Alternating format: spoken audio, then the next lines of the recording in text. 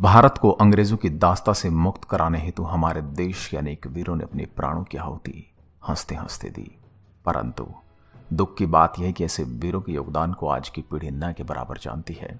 इस गुमनाम नायकों में एक ऐसा आदिवासी वीर नायक जिसने जल, जंगल और जमीन का नारा दिया। 1857 का 80 वर्षीय वह नायक जिसने कई बार अंग्रेजों को हराया पर कभी जिंदा पकड़ा नहीं गया। ऐसा न जाने कितने गुमनाम वीर योद्धाओं की साहसिक गाथाएं इतिहास में समुचित स्थान नहीं पा सकी। हमेशा इतिहासकारों ने अपनी कलम से वंचित और अछूता रखा। भारत की पूर्वाग्रही लेखनी ने देश के बहुत से त्यागी, बलिदानियों, शहीदों और देश के लिए अपना सर्वस्व न्यौछावर करने वाली वीर वीरांगनाओं को भारत के स्वतंत्रता संग्राम के इतिहास की पुस्तकों में उचित सम्मानपूर्ण स्थान नहीं दिया। परंतु आज भी इन वीर वीरांगनाओं की शौर्यपूर्ण गाथाएं भारत की पवित्र भूमि पर गूंजती हैं और उनका शौर्यपूर्ण जीवन प्रत्येक भारतीय के जीवन को मार्गदर्शित करता है। ऐसे ही 1857 के प्रथम स्वतंत्रता संग्राम की एक वीरांगना का नाम अवंतीबाई लोधी, जिनके योगदान को इतिहासकारों ने कोई अहम स्थान न देकर उनके साथ अन्याय किया है।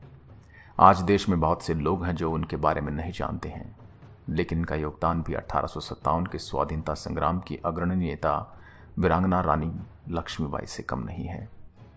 वीरांगना अवंतीबाई जितने सम्मान की हकदार थी, वास्तव में उनको उतना सम्मान नहीं मिला।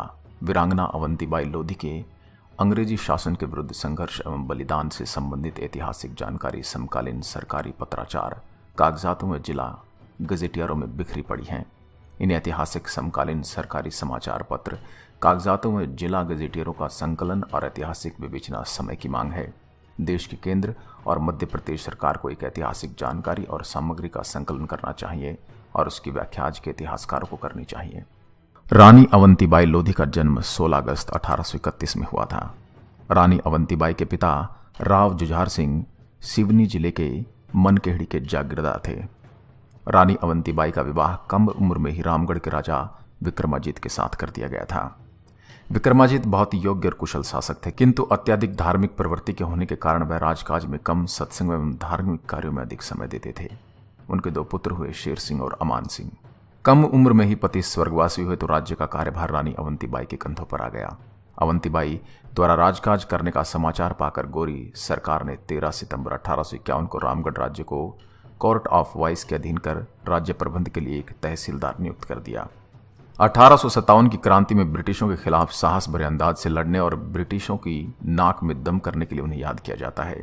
कहा जाता है कि वीरांगना अवंतीबाई लोधी 1857 के स्वाधीनता संग्राम के नेताओं में अत्यधिक योग्य थी। कहा जाए तो वीरांगना अवंतीबाई लोधी का योगदान भी उतना ही है जितना 1857 की क्रांति संग्राम में वीरांगना झांसी की रानी लक्ष्मीबाई का था। स्वतंत्रता संग्राम में सहयोग जुटाने हेतु रानी अवंतीबाई ने एक अद्भुत उपाय आजमाया। उन्होंने आसपास के सभी राजाओं और प्रमुख जमींदारों को पत्र के रूप में क्रांति का संदेश भेजा, किंतु साथ ही कांच की चूड़ियां भी भिजवाई।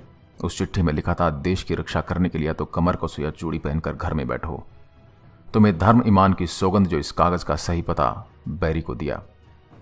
देशभक्त राजाओं और जमींदारों की अस्मिता और स्वाभिमानता को ललकारने वाला यह आह्वान जबरदस्त असर लेकर आया।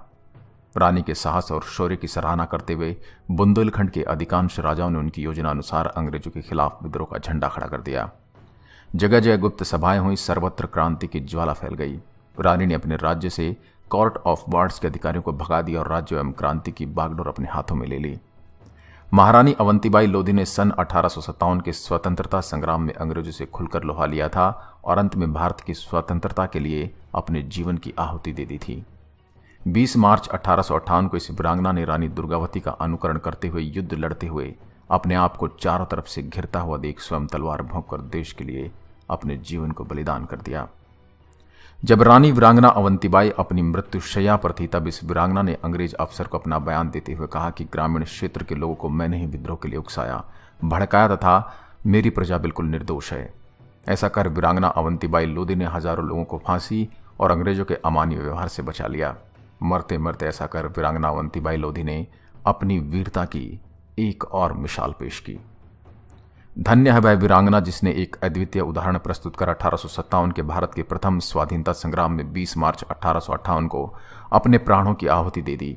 ऐसी वीरांगना का देश की सभी नारियों और पुरुषों को स्मरण करना चाहिए और उनसे सीख लेकर नारियों को विपरीत परिस्थितियों में जज्बे के साथ खड़ा रहना चाहिए और जरूरत पड़े तो अपनी आत्मरक्षा, अपने स्वाभिमान की रक्षा के लिए वीरांगना का रूप धारण करना चाहिए। दुर्भाग्य से आज ऐसी वीरांगना का बलिदान और जन्म दिवस उनकी जाति के ही कार्यक्रम बनकर रह गए हैं। वीरांगना अवंतीबाई किसी जाति विशेष के उत्थान के लिए नहीं लड़ी थी, बल्कि वह तो अंग्रेजों से अपने देश की स्वतंत्रता और हक के लिए लड़ी थी। निसंदेह वीरांगना अवंतीबाई का व्यक्तिगत जीवन जितना पवित्र, संघर्षशील तथा निष्कलंक था, उनकी मृत्यु भी उतनी ही विरोचित थी। धन्य वह वीरांगना जिसने एक अद्वितीय उदाहरण प्रस्तुत कर 1857 के भारत के प्रथम स्वाधीनता संग्राम में 20 मार्च 1858 को अपने प्राणों की आहुति दे दी। आशा करता हूं हमारे आज की यह वीर गाथा आपको पसंद आई होगी। तुझ पे कोई गम की आँच आने नहीं दूं, तुझ पे कोई गम की आँच आने नहीं दूं। कुर्बान मेरी जान तुझ पे शाद रहे तू, कुर्बान मेरी जान तुझ पे शाद रहे तू।